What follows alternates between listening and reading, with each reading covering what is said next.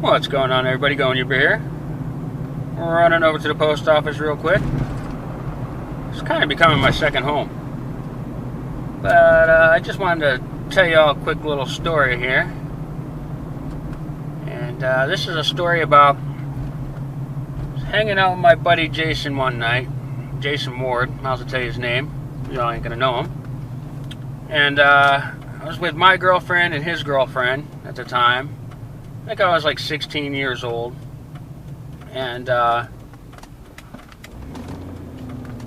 we were at a Walmart. Oh, real quick, there's my new building right there.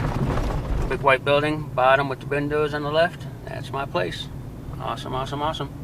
But anyway, we went to Walmart one night, and as we were leaving, there was a lady. It was just starting to get dark out, and there was a lady laying underneath a tree, and she was like totally passed out. And we were like, what the heck's going on? So, I forgot to say, our buddy Mike Taylor was with us. And this lady was all passed out, and she wasn't moving or anything, and we're trying to wake her up, and she wouldn't wake up. And we're like, what the heck? So we're shaking her. Finally, she wakes up, and she says, we're like, what are you doing here? She's like, well, I got in a fight with my boyfriend, and that's the last thing I remember. And I was like, well, how long ago was this? She said, I don't know. I go, was it still light out? She said, yeah, it was still light out. And I'm like, wow, it's already been getting dark for, about an hour and a half. It was just before the sun totally went down. So I was like, wow, well, you've been here for a while. Can we give you a ride home? And she said, yeah, please, would you give me a ride home? And we could tell that she was probably drinking.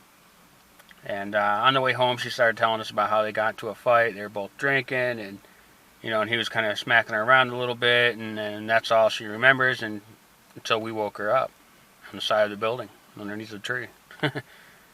So on our way there, she was like, well, I'm just going to say that I work with your girlfriends here, that's how I know you, and that you guys just give me a ride home, because, he's probably still drunk, and he's a real violent man, and he's a big guy, and as you can tell, I'm not that big of a guy. My buddy Jason Ward's a little bit bigger than I am, but well, we made up for our size in pure intenseness. I mean, whatever we did, we were pretty intense about it. So we pull up to this house out in off of the street called O'Hara. But we pull up into this development, and we pull up into the house, and now at this point she's getting real worried, and we could see it. So we're like, what are we going to be getting ourselves into here? This is kind of freaky. And so we all get out of the car, and I'll continue the story in just a second. Hi, sorry about that. I even though it was only a brief second for you, I had to run into the post office real quick. But anyway, so we pull up in the driveway. We could tell that things are going to get kind of hairy here. But when I was 16, 17 years old, I was not like the youper I am today. I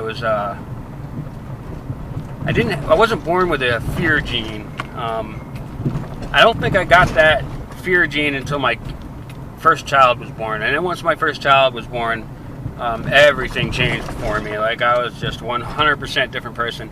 And people say that, and it's true. I mean, I don't know if it's true for everybody. I mean, some people, I guess, maybe it doesn't work for everybody. But for me, when my daughter was born, everything in my life changed. There was no more risk taken, unless it was for my job. And other than that, I just turned into a real polite person. I cared about others, to where when I was 16, 17, man, I was a real selfish person. I only cared about what I wanted and what I needed and what I was looking to get out of things. And I'm not proud of that, but I'm just being honest. That's really how I was. Commitments and things like that really didn't mean anything to me. And, I guess I was just kind of a turd. And, but when my first child was born, all that changed. Like, everybody I approached, I just approached them as if, like, they had children too, and, their responsibility was to come home safe and take care of their family and things like that. So I just became, like, a really polite person. But prior to that, I was always looking for trouble, I guess you could say. I didn't get in trouble with the law too much, but I got in a lot of scraps and fights and things like that, and a lot of the times it wasn't even like fights that totally could be avoided. I was probably the instigator. But we went up to the door, and we go inside with this lady. Now it's me, my buddy Jay, my buddy Mike, and my girlfriend, and my buddy Jason Ward's girlfriend. And we were in his little Toyota Corolla, little stick. He had a little pop start, and the thing had a bad starter, so like it wouldn't start half the time. Should mention that now for later on in the story. So we went and went in there, and as we were in there, this guy's super drunk, and he's a big dude, big, swollen, watered-down knuckles. The guy was totally shit-faced and being a dick. Sorry, I usually don't use swear words, as you all know, but he was straight up jerk. Kind of being crappy towards us, like making little remarks, but nothing real bad. So my buddy Mike says, "Hey, can I use your bathroom?" And they say, "Yeah, go ahead." Well, while he's in the bathroom, this guy's out there. So what are you bringing the Mickey Mouse Club here for? And all this crap, kind of being a jerk, trying to talk tough. You gotta imagine, we're kids too, so like he was trying to intimidate some children. Well, while he's doing that, my buddy Mike's hearing him say all that, and my buddy Mike's just peeing all over this guy's bathroom, all over the place. He's hosing it down. Now I wasn't in there, so I don't know for sure, but I know Mike Taylor, and I can tell you right now, if he said he was hosing their bathroom down with pee, he was hosing their bathroom down with pee. And I'm talking toothbrushes, mirrors, floor, carpeting, you name it, I'm sure he was hitting it. I know Mike. And he's changed a lot too. All three of us have changed a lot since we had kids. Everything kind of changed for us. But then we were jerks. So he's hosing the bathroom down with urine, and he comes back out. And by this point, this guy's kind of getting real crappy with his old lady again. I mean, it really seemed like he was waiting for us to leave so he can beat her senseless. So while he's talking a bunch of crap, I went over and I unlocked the back sliding glass door. And I did this because in my head I was saying, okay, this guy, when we leave, we're gonna hang out for a few minutes, and we're just gonna make sure that he ain't putting the beat down on this lady. So we say what we say, the guy says what he's saying, we walk out the door to leave. When we walk out there, Mike said, "Hey, did you just unlock the back sliding glass door?" I go, "Yeah." He said, "You go around back. If they start going off, or if he starts going off on her or something, come in through the door, unlock the front door, let us in, and we'll take care of him."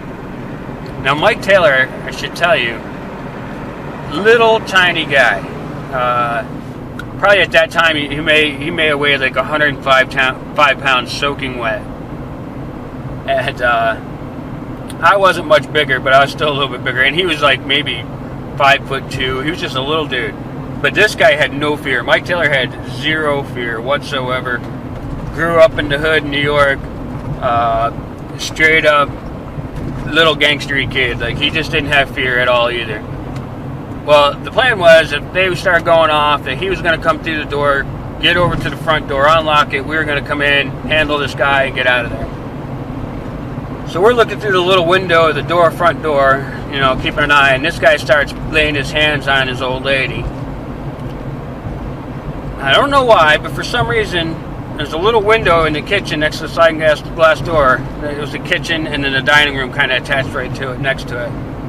And for some reason, Mike doesn't go through the sliding glass door. He's crawling through this little window.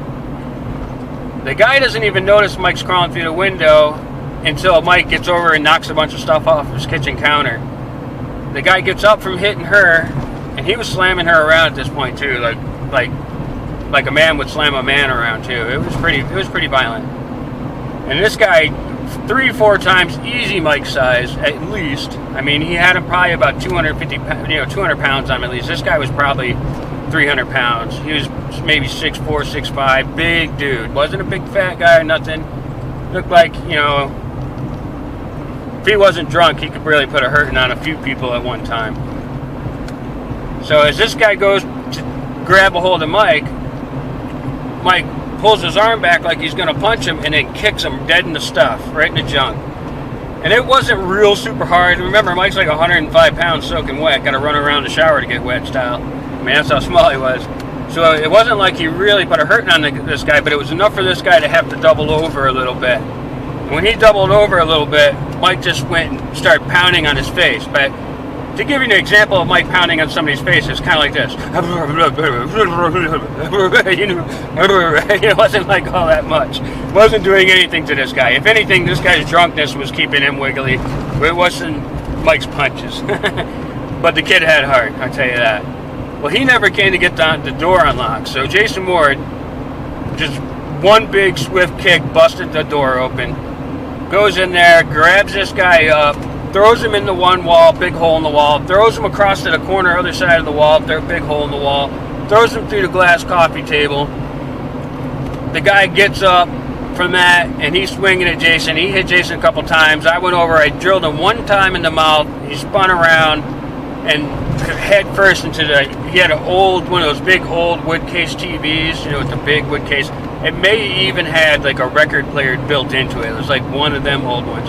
Smashes his head into that, and my punch didn't knock him out, but it made him dizzy. He was already dizzy from being drunk, and what knocked him out was his head hitting the top of that TV. Now, the whole time this is going on, we think that we're doing something, we're saving this lady's life. Well, she's still kind of drunk herself. Now she's screaming and yelling at us, "What'd you do? You killed him, blah, blah, blah." So now we're like, oh my God, we gotta get out of here. So, you got a picture of this guy's living room that was pretty decent, nice little room. It wasn't very big, nice little living room, nice little knickknacks and stuff hanging on the walls and on the shelves. All that stuff is demolished by this point. From slamming him into walls, the coffee table totally smashed out. Now he's laying bleeding from the forehead in front of his TV on his carpet. And we take off. We're like, oh, this is bad. No, and we weren't expecting this lady to be getting upset with us about it either. So we jumped out, and well, the car wouldn't start because it had a starter problem. So now we got the girls in the car who've never dropped the clutch before, the three of us pushing it down the road. They're trying to pop the clutch, not working because they didn't know what they were doing. And now you got us out there 5 minutes trying to do a 2-second getaway, and we're out there for like 5 minutes trying to get the car started. And once it got started, they would pop the clutch and it would stall out again. So finally we got Mike Taylor in the seat, we pushed it, got it started, and we took off. So we were like, oh my God, this is crazy, not what we were expecting. 4 days later, Mike Taylor calls me up. He goes, "You got today's paper?" I go, "Yeah." He goes, "Take a look on page 4 in the community section." So on page 4 in the community section, there's a thing that says, wild teens break into house while homeowners are sleeping, beat and rob them. Now, I'm telling you right now, people, no reason to lie to you. We never took a thing, never stole a thing, never broke into their house, invited into their house. I guess we kind of did break into their house afterwards, but we were really doing it to save this lady's life. And I got to be honest with you, too. She would have been in the hospital if we didn't go in when we did. He was full off hitting her, punching her in her face, slamming her head into the wall. He was doing her in. So, still to this day, I don't feel bad for what we did. I don't think I would do it now and handle it that way. But when you're 16 and full of juice, you think you can do whatever you want, and that's what happened. So, that's the story how we saved a lady's life, but could have gotten a lot of trouble for it. So that's my story, y'all. I hope you enjoyed it. May not have been as fascinating as some of my others, but I wanted to tell that story. So Jason Ward, Mike Taylor, if you're watching, which I don't think you watch my YouTube channels, but if you are, sorry that I told the story. Maybe you didn't want people to know. They both are, one is, Mike Taylor works for Rolex now. He's a clock maker and watch repairer and builds and designs and stuff like that. And the other guy, Jason Ward, has owned a computer business for many, many years. So they're actually kind of big in their professions. So don't worry, guys. I don't think this will get out. So anyway, I love you all. Thank you for listening to my story. Love you, love you, love you. As always, see me. Bye.